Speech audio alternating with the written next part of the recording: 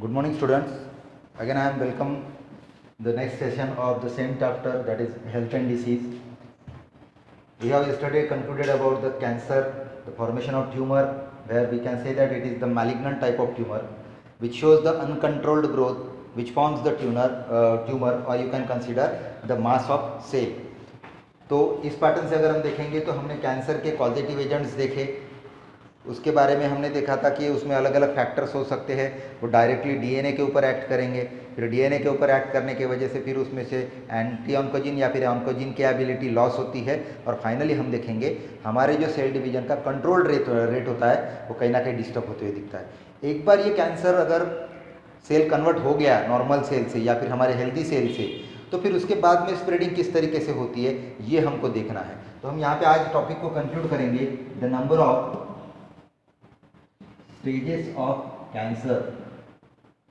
ठीक है, कैंसर के इस टॉपिक में हमको स्टेजेस देखने हैं, मतलब किस तरीके से वो ग्रो करता है, किस तरीके से वो डेवलप होता है। तो सबसे पहले नंबर पे हम लिखेंगे यहाँ पे T, दूसरे नंबर पे लिखेंगे N और तीसरे नंबर पे लिखेंगे हम M।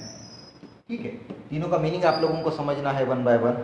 तो यहाँ पे पहला स्टेज जो कि इंडिकेटिव मार्क होता है, जो कि इंडिकेशन होता है, जो कि आइडेंटिफिकेशन होता है, that is the formation of tumour. जैसे हमने पहले ही दिन बताया था कि कैंसर एक्चुअली होता क्या है, तो it is the uncontrolled growth of cell which leads to the formation of tumour. तो हमने इसीलिए लिखा है यहाँ पे कैंसर मतलब ट्यूमर, और वो ट्यूमर कौन सा होना चाहिए, मैलिग्नेंट होना चाहिए। तो मैलिग्नेंसी के साथ में अगर ट्यूमर का फॉर्मेशन होता है तो शुरुआत में तो हमको पता नहीं लगता है कि वो मैलिग्नेंट है या फिर नॉन मैलिग्नेंट है। तो हमको कैंसर की तरफ डायग्नोसिस करना है, तो इसके लिए सबसे पहली स्टेज हमको क्या देखनी पड़ेगी, वो होता है ऑब्जर्वेशन। तो हम हमारे बॉडी में कैसे रिकॉग्नाइज करेंगे कि शायद कैंसर है या नहीं है, तो उसके लिए हमको क्या देखना पड़ेगा बेटा, सबसे पहले ट्यूमर। जैसे मैंने पहले भी दिन बताया था आपको कि बहुत सारे लोगों के माइंड में डाउट आता है, बॉडी में कहीं पे भी अगर ट्यूमर, स्वेलिंग या फिर कुछ ऐसा एग्रीगेटेड मास अगर दिखता है तो सबसे पहले माइंड में डाउट आता है कि कहीं हमको ट्यूमर तो नहीं है कैंसर का, या फिर कैंसर नहीं है। तो इसीलिए सबसे पहला रिकॉग्निशन ऑन्कोलॉजिस्ट सोसाइटी की तरफ से दिया गया है, and that is the formation of tumour. तो समझ लीजिए कि ट्यूमर का फॉर्मेशन हो गया, तो उसके बाद में फिर हम बाकी के स्टेजेस को समझ सकते हैं। फिर सेकंड स्टेज में क्या आता है, अगर ट्यूमर समझ में आ रहा है और वो अगर बहुत दिन तक हो चुका है या फिर बहुत ही क्लासिकल लेवल पे चला गया है, तो ट्यूमर के बाद में आने वाली सेकंड स्टेज कौन सी होगी, तो N लिखा है, मतलब यहाँ पे लिखना है इन्वॉल्वमेंट ऑफ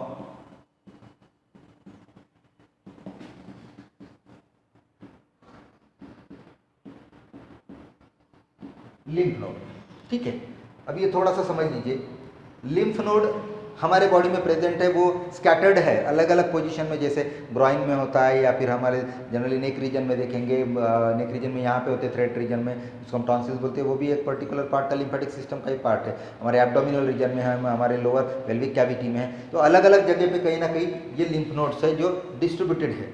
तो इनका काम क्या है, तो आपको मैंने बताया था फॉर्मेशन ऑफ लिम्फ। और लिम्फ मतलब क्या होता है, इट इज द फिल्ट्रेशन और the purification of blood in which we have to filter RBCs and platelets.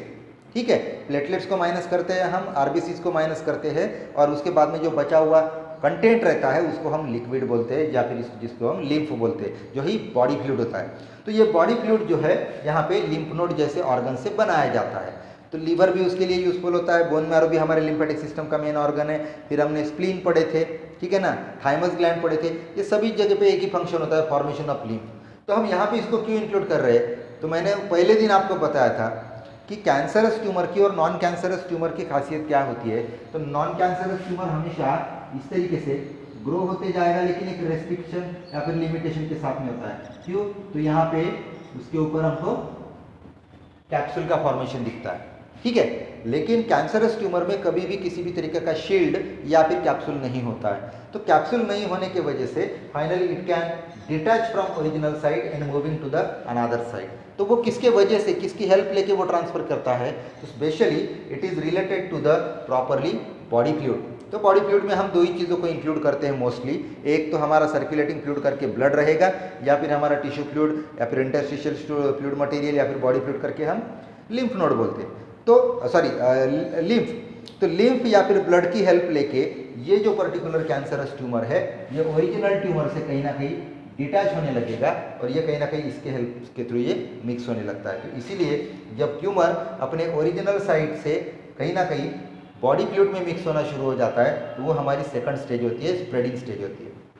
तीसरी स्टेज में हमने क्या बताया था, इट इज मेटास्टासिस। पहले ही दिन बताया था मैंने कि एक्चुअली मेटास्टासिस होता क्या है। It is the spreading ability. Spreading ability में क्या होगा, ये ओरिजिनल ट्यूमर है, एक लेवल तक ये बढ़ते जाएगा और बढ़ने के बाद में वो हैंगिंग हो जाता है और हैंगिंग होने के बाद में यहाँ से जो ओरिजिनल ट्यूमर में से कुछ पार्ट जो है वो फ्रैगमेंटाइज हो जाता है, टूट जाता है। ब्रेकडाउन होने के बाद में फिर जैसे सेकंड स्टेज में मैंने बताया था, it is coming in contact with the lymphatic part और द लिम्फ और you can consider the circulating blood. तो ब्लड या फिर लिम्फ में मिक्स होने के बाद में ये फिर मेटास्टासिस के प्रोसेस में आ जाता है और मेटास्टासिस को हम थर्ड स्टेज में रखेंगे क्योंकि ये स्प्रेडिंग होता है। और स्प्रेडिंग प्रोसेस में ऐसा है कि जहाँ पे उसको जगह मिलेगी वो कैंसरस सेल कहीं ना कहीं माइग्रेट करती जाएगी। तो समझ लीजिए कि कहीं ना कहीं लंग्स में थे ट्यूमर के सेल, लंग्स में से वो ब्लड वेसल्स में आएंगे, ब्लड वेसल से फिर वो बॉडी के अलग अलग पार्ट में वो डिस्ट्रीब्यूट होना शुरू हो जाएगा। शायद उसमें से कुछ पोर्शन थ्रोट रीजन की तरफ आएगा, कुछ हमारे एब्डोमिनल रीजन की तरफ जाएंगे, कुछ हमारे बाकी के ऑर्गन्स की तरफ जाएंगे। तो अलग अलग साइड की तरफ ये कैंसरस सेल का मूविंग होता है। और मैंने एक फैक्टर बताया था कि मेटास्टासिस में जब कोई भी ट्यूमर यहाँ से डिटैच होगा, फ्रैगमेंटाइज होगा, तो इसमें एक स्पेशल एबिलिटी जनरेट होती है। कौन सी है, इसमें आपको मैंने बताया था द फॉर्मेशन ऑफ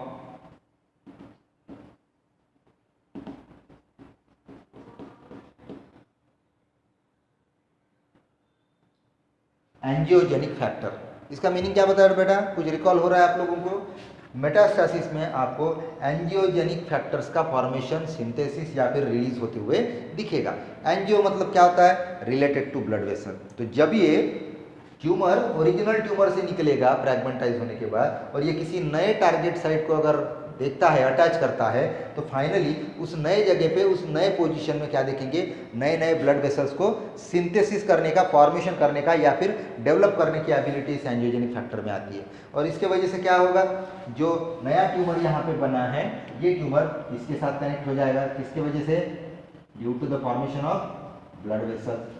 फिर आप देखेंगे एक स्टेज ऐसी आती है, ये भी ट्यूमर एक अनलार्ज लेवल पे दिखेगा और फाइनली ये भी ब्रेक होता है, ये भी जाएगा, फिर से एंजियोजेनिक फैक्टर्स वहाँ पे फॉर्म होंगे। इस तरीके से एक एक एक एक एक एक एक एक साइड को कवर करते करते फाइनली ये जो कैंसर के सेल है, ट्यूमर के जो पार्ट्स है, वो डिस्ट्रीब्यूट होना शुरू हो जाते हैं, उनका माइग्रेशन होना शुरू हो जाता है। तो इसीलिए कैंसर की स्प्रेडिंग में ऐसा कहा जाता है कि शायद अगर हम परसेंटेज वाइज एक प्रोबेबिलिटी निकालेंगे, पहले स्टेज में अगर किसी को कैंसर का आइडेंटिफिकेशन होता है, पता लगता है कि वो मैलिग्नेंट ट्यूमर है और आपने ट्रीटमेंट शुरू कर दिए, तो यहाँ पे बचने के चांसेस मैक्सिमम होते हैं। ठीक है, इन्वॉल्वमेंट ऑफ लिम्फ नोड, इसमें अगर थोड़ा बहुत अगर स्प्रेडिंग थोड़ा सा शुरू हो चुका है, मिक्स हो चुका है ओरिजिनल ट्यूमर से, तो हम उसको डिटेक्ट करके फिर अलग अलग रिपेयरिंग टेक्निक या फिर ट्रीटमेंट्स को यूज़ करते हुए इसमें हम ट्रीटमेंट शुरू कर देंगे। तो इसमें शायद आप 60-40 का प्रोपोर्शन ले सकते हो कि 60% बचने के चांसेस है, 40% नहीं, मॉर्टेलिटी रेट। लेकिन तीसरे स्टेज में अगर कैंसर चला जाएगा तो फिर वो हमारे किसी भी कंट्रोल में नहीं होता है। क्यों कंट्रोल में नहीं हो सकता है या फिर किस तरीके से उसके प्रॉब्लम्स क्रिएट होते हैं, ये हम उसके ट्रीटमेंट्स के टाइम पे देखेंगे। लेकिन अभी के लिए ध्यान में रखिए कि ये पहली स्टेज है, दूसरी स्टेज है, तीसरी स्टेज है। पहले में ट्यूमर दिखेगा, फिर उसका डायग्नोसिस किया जाता है, फिर उसके बाद में वो बॉडी फ्लूइड में या फिर लिम्फ नोड में या फिर पर्टिकुलरली लिम्फ में मिक्स होना शुरू हो जाएगा और तीसरे स्टेज में वो मेटास्टासिस में आता है। क्लियर हो गया ये तीनों? जब ये कैंसर स्प्रेड होता है किसी भी पर्सन में, तो फिर उस मैलिग्नेंसी के या फिर उस कैंसरस ट्यूमर के बॉडी में इंडिकेशंस क्या क्या मिलेंगे। ट्यूमर का तो फॉर्मेशन हो ही रहा है, उसमें कोई पूरा दिक्कत ही नहीं है, वो तो आइडेंटिफिकेशन मार्क है, लेकिन उसके सिम्टम्स भी देखने पड़ेंगे। तो हम यहाँ पे अभी डिस्कस करेंगे सिम्टम्स के लिए। अभी मैं आपको जो वर्ल्ड की जो ऑन्कोलॉजिस्ट सोसाइटी है, उन्होंने जो कुछ एवरेज सिम्टम्स दिए हैं, क्योंकि नियर अबाउट 300 टाइप्स के कैंसर है, तो हम किसी एक के लिए किसी दूसरे के सिम्टम्स अप्लाई नहीं कर सकते। तो ऑन एन एवरेज सिम्टम्स दिए गए हैं। उसके लिए मैं एक आपको वर्ड देता हूँ, उस वर्ड के अल्फाबेट को आपको ध्यान में रखना है। द वर्ड इज, क्या ध्यान में रखना है आपने,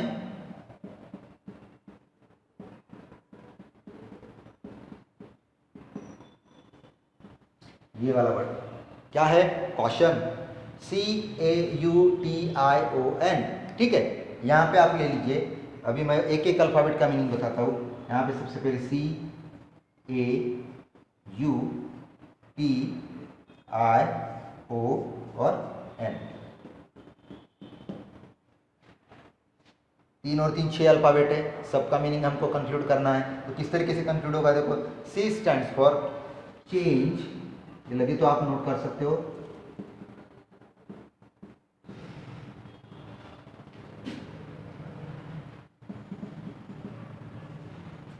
चेंज इन बॉयल एबिलिटी, जैसे हम बॉयल मतलब क्या होता है, कैविटी वाला पार्ट या फिर एक पर्टिकुलर ब्लैडर लाइक स्ट्रक्चर जो होता है, जो सैक लाइक स्ट्रक्चर होता है। कंसिडर कीजिए हमारा स्टमक, हमारा इंटेस्टाइन, वो भी एक ब्लैडर है, यूरिनरी ब्लैडर कंसिडर कीजिए, ठीक है, जहाँ पे कुछ चीज़ें स्टोर होती है, किसी चीज़ को आउटर और इनर लाइनिंग मिल चुकी है, इंटरनल स्पेस वहाँ पे अवेलेबल है। उन ऑर्गन्स में अगर कहीं ना कहीं आपको एबिलिटी में चेंज दिखता है, जैसे एसिडिटी बहुत ज़्यादा दिन तक है, जनरली आपको पता है कि एसिडिटी टेम्पररी होती है, बराबर है, वो जनरली 1 घंटे 2 घंटे 3 घंटे 4 घंटे के लिए या फिर 1 या 2 दिन के लिए होता है, बाद में फिर लगे तो रिपीट हो सकता है, लेकिन वो कंटिन्यूअस लेवल पे कभी भी नहीं दिखेगा। तो ये अगर सिम्टम आपको दिखता है कि हमारे बॉयल एबिलिटी चेंज है या फिर उसकी फंक्शनैलिटी चेंज है, उसके नेचर में कुछ चेंजेस हमको दिख रहा है, तो maybe it leads to the, मैं यहाँ पे वर्ड यूज़ कर रहा हूँ मे बी, नॉट 100%, ठीक है, लेकिन ये हो सकता है कि वो कैंसर में कन्वर्ट हो जाए। लार्ज इंटेस्टाइन में कोलन है, रेक्टम है, जैसे रेक्टम में आपको पता है रेक्टल कैंसर भी होता है।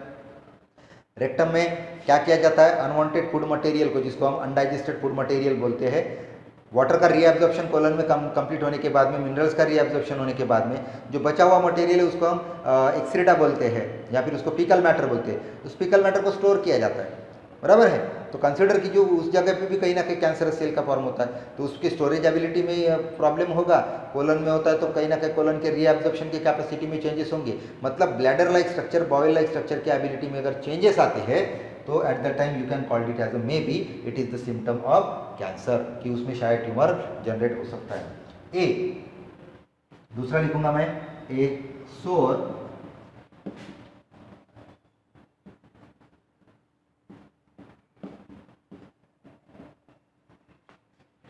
a sore that does not heal, ठीक, हीलिंग प्रोसेस, जैसे हम बोलते हैं माउथ अल्सर, ठीक है ना। माउथ अल्सर में जनरली क्या होता है कि थोड़ा सा अगर हमने गर्म चीज़ कोई खा लिए या फिर हीट जनरेट होती है तो थोड़ा सा एक रैशेस बनता है और उससे एक थोड़ा सा ओपन हो जाता है हमारा स्किन का पोर्शन, जो म्यूकोसा इनर साइड होती है खास करके, वो ओपन हो जाती है। ओपन होने के बाद में क्या होता है, वहाँ पे बहुत ज़्यादा पेनफुल सेंसेशन वगैरह वो सब चीज़ें होती है, सेंसेशन जनरेट होना शुरू हो जाता है, वो सब तो होता ही है। लेकिन नॉर्मली कितने दिन तक, ज़्यादा से ज़्यादा 3 दिन 4 दिन 5 दिन या फिर 6 दिन या फिर बहुत किए तो 1 वीक कंसिडर करो। लेकिन क्या एक आधा अल्सर हमारे बॉडी में जनरेट हो चुका है, फॉर्म हो चुका है, और वो 4 महीने हो गए, 5 महीने हो गए, 10 महीने हो गए, 1 साल हो गया और वो अल्सर ट्रीट ही नहीं हो रहा है, तो फिर ऐसे टाइम पे हमको क्या समझना है कि कहीं ना कहीं ये जो सोर है, जिसको हम इनडायरेक्टली लिखूंगा मैं यहाँ पे, suppose this is the ulcer, ठीक है, ये अल्सर या फिर सोर दैट डज नॉट हील, कितनी भी ट्रीटमेंट हम प्रोवाइड कर रहे हैं, कितने भी उसके रेमेडियल प्रोसेस हम दे रहे हैं, लेकिन फिर भी अगर उसकी ट्रीटमेंट कंप्लीट नहीं हो पा रही है, तो कहीं ना कहीं ये भी इंडिकेट करता है कि आपके बॉडी में उस पार्ट में कहीं ना कहीं कैंसर हो सकता है। मोस्ट ऑफ द टाइम ये ओरल कैंसर से रिलेटेड होता है, फिर वो फैरिंग्स रीजन ले लीजिए, बकल कैविटी ले लीजिए, मतलब जो माउथ से, माउथ कैविटी से रिलेटेड जो पार्ट होते हैं वहाँ पे, थ्रोट पोर्शन, तो यहाँ पे ये वाला भी एक इंडिकेशन आपने कंसीडर करना है, a sore or ulcer that does not heal in a longer time level. ये यू स्टैंड्स फॉर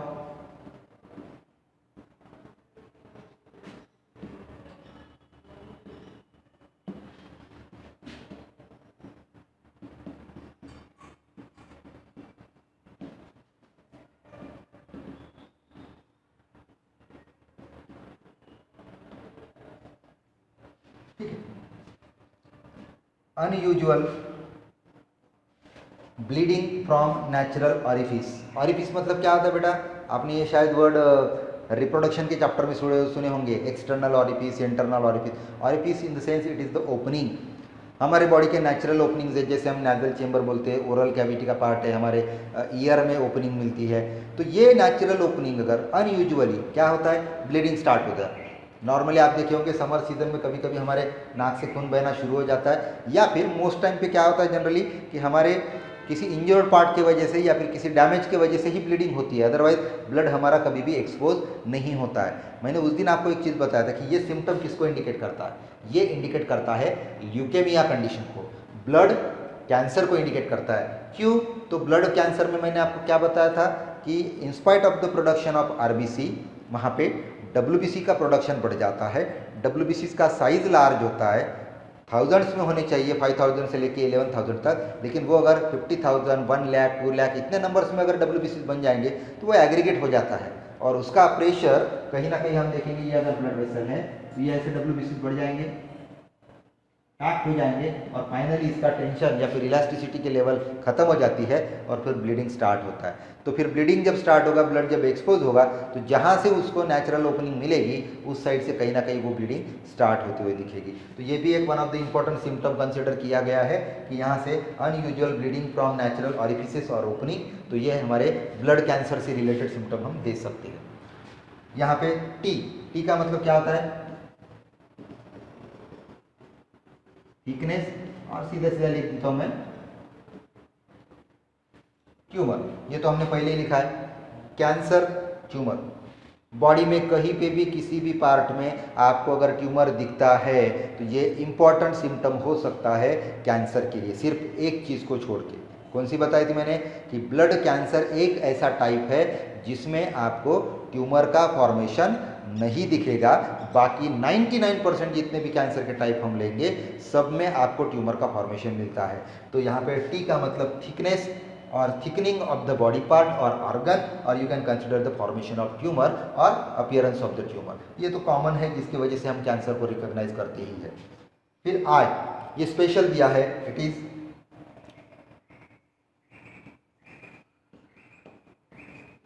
इनडाइजेशन, या फिर मैं लिखूंगा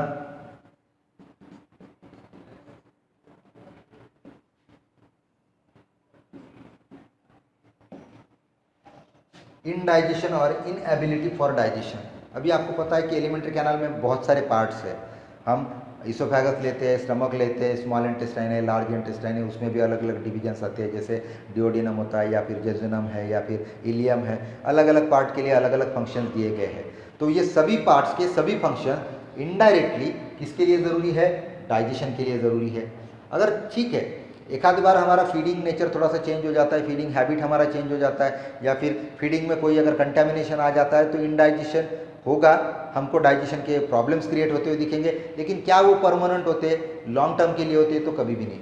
मैंने जैसे बताया था कि बाकी के सिम्टम्स में ही 2 दिन 4 दिन 5 दिन तक वो हम समझ सकते हैं कि कहीं ना कहीं हमारे डाइजेस्टिव पार्ट में एबनॉर्मेलिटी आ चुकी है, हमारे खाने की चीज़ों में कोई कंटेमिनेशन हो सकता है जिसकी वजह से ये इनएबिलिटी जनरेट हो सकती है। लेकिन क्या ऐसा कभी देखा है आपने किसी पर्सन में कि 1 महीना हो गया, 2 महीने हो गए, 3 महीने हो गए, कंटिन्यूसली उसके इनडाइजेशन की प्रॉब्लम शुरू है?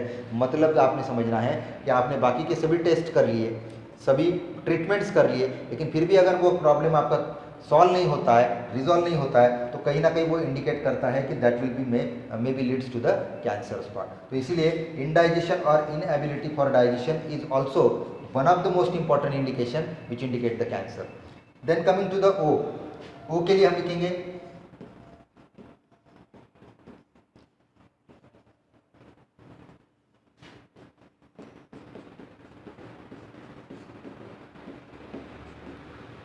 Obvious change in mole and wart. Mole और वार्ट क्या होते हैं? जैसे हम बोलते हैं तिल हमारे स्किन के ऊपर जनरेट होता है, लेकिन क्या वो कभी स्प्रेडिंग दिखता है हमको? मोल जैसे आप देख सकते हो तो मोल कभी स्प्रेड नहीं होता है। लेकिन अगर किसी पर्सन में ये स्किन के जो मोल्स होते हैं या फिर जो वार्ट्स होते हैं ये अगर कंटिन्यूसली स्प्रेडिंग कंडीशन में है तो maybe it leads to the skin cancer. ये चीज़ भी आप लोगों ने कंक्लूड करना है। तो ये स्पेशली स्किन कैंसर से रिलेटेड दिया गया है। और लास्टली दिया है इट इज़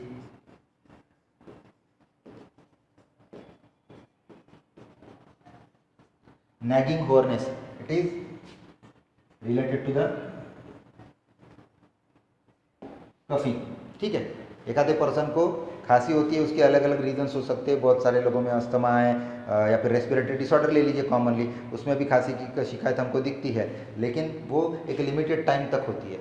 आपने उसके पूरे ट्रीटमेंट्स कंप्लीट कर लिए, लेकिन फिर भी अगर वो ट्रीटमेंट काम नहीं कर रही है तो कहीं ना कहीं उस पर्सन में रेस्पिरेटरी सिस्टम से रिलेटेड एक आधा कैंसर का टाइप मिल सकता है। तो आप देखेंगे ऑन्कोलॉजिस्ट सोसाइटी ने ये कुछ एक जनरलाइज सिम्टम्स दिए हैं जिसमें नंबर ऑफ सिस्टम्स को हम कवर कर रहे हैं ऑन एन एवरेज। तो इसलिए आपके कन्वीनियंट के लिए मैंने ये वर्ड दिया हो, कॉशन नाम का वर्ड ध्यान में रखिए, और इसका एक एक अल्फ़ाबेट एक एक सिम्टम को इंडिकेट कर रहा है। तो आज हम यहीं पे रुकेंगे। इसके ऊपर आपको कोई डाउट्स आते हैं तो आप कमेंट सेक्शन में पोस्ट कर दीजिए जाइए, वीडियो को लाइक कीजिए और बाकी लोगों के लिए भी आपने इसको शेयर करना है, सबको बेनिफिट मिलना चाहिए।